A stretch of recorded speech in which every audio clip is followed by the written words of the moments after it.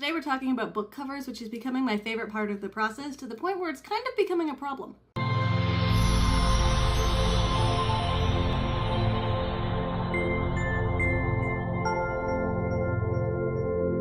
Hey team, happy Monday and welcome back to Building a Book, a 12-week series all about the process of self-publishing a book. This is week 4 and we are talking about book cover design, specifically working with a cover designer in order to figure out the best face to give your book before it goes out into the world to hopefully attract readers.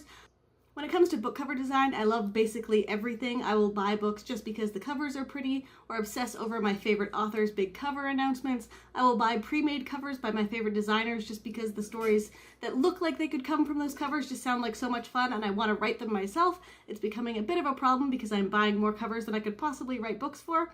I was pretty lucky in that the cover design process for Into the Void was really painless and a lot of fun. I looked around for a while looking at cover designers until I found a bunch that I really liked, and then I narrowed it down to the ones who did a lot of work in sci-fi and who just had a general look and feel to their covers that I loved. I will leave a link in the description to the cover designer that I ended up using.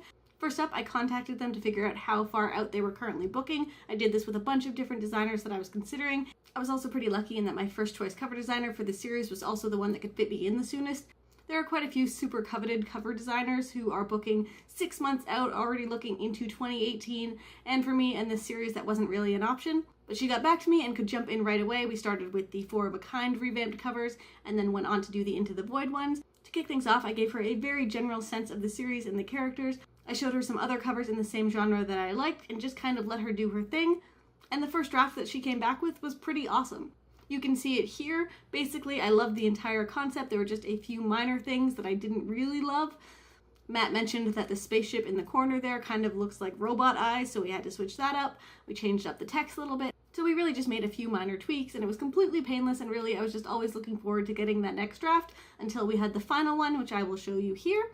I did want to include a few tips in case any of you were looking to jump into the cover design process for your next release. One of the best tips I keep hearing is to look at the best sellers in your genre, find the ones that you really like and that are also selling a lot of books, and then find out who that cover designer is and see if you can work with them as well. Sometimes this will be listed on the copyright page, sometimes you need to reach out to the author, sometimes you never really figure out the answer, but keep looking because there are so many great designers out there. I want to work with all of them. In theory, I should probably try to kind of brand my covers and have the same look and feel for all of them, even if they're in different series, so that they all kind of look like Kellie Sheridan books and I can bring in potential readers who have read my previous stuff, but I'm probably never going to do that because there are so many amazing cover designers out there and different ones work for different genres.